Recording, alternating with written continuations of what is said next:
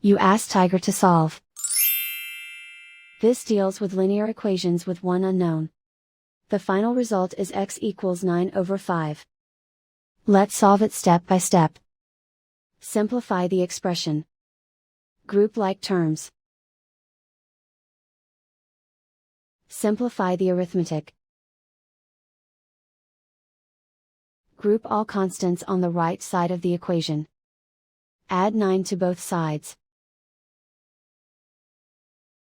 Simplify the arithmetic.